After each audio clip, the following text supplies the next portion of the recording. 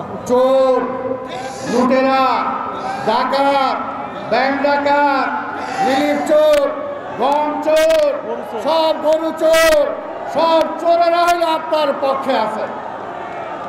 তাই সেই কারণে অবশ্যই অবশ্যই ভুয়ারাই আছে। ভুয়া মুক্তিযোদ্ধা যারা ছিল ৭১ সালে ১৬ ডিসেম্বরের পরে রাজাকাররা ফেলে দেওয়া অস্ত্র যারা তুলে নিয়ে মুক্তিযোদ্ধা সাজছিল তারাই হলো ভুয়া, তারাই ভুয়া এবং ভুয়া অবশ্যই আছে। তাই আজকে বলবো, আজকে লাজ নাই, লজ্জা নাই, শরম নাই, বেহায়া আওয়ামী লীগ, বেহায়া আওয়ামী লীগ বলে যে তার পক্ষে কেউ নাই, তারপরও জোর করে ক্ষমতায় আছে।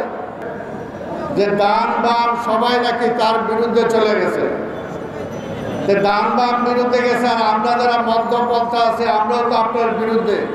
তাহলে আপনার পক্ষে কে আছে? আপনার পক্ষে হলো চোরা। কোনদিনই এই ভুয়া প্রধানমন্ত্রী, অবৈধ প্রধানমন্ত্রীর বক্তব্য কখনো শুনি না, কিন্তু আজকে ইচ্ছা করে শুনলাম যে উনি কি বলেন।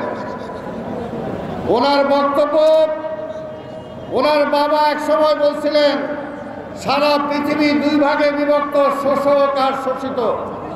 তার বাবা বলছিলেন শোষিতের পক্ষে, উনি শোষিতের পক্ষে।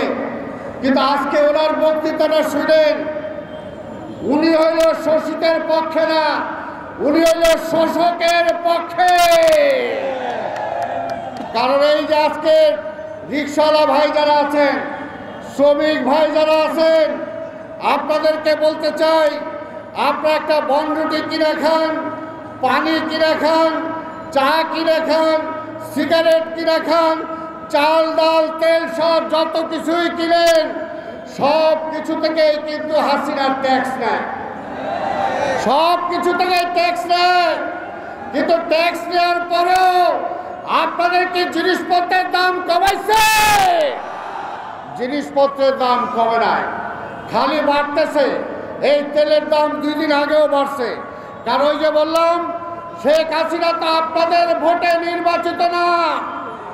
শেখ হাসিনা হইল ওই অবৈধ নির্বাচন কমিশন, ওই অবৈধ প্রশাসনের লোক যারা আছে, অবৈধ চোর বাটপার ব্যাংক লুটেরা যারা আছে, তাদের মাধ্যমেই ক্ষমতায় আসছে। এই জন্যই তাদেরকে কনসেশন দিতেই ব্যস্ত থাকে, কিন্তু শ্রমিকদের কথা চিন্তা করেন না, শ্রমিকদের কথা চিন্তা করেন না। তাই ভাই আমার,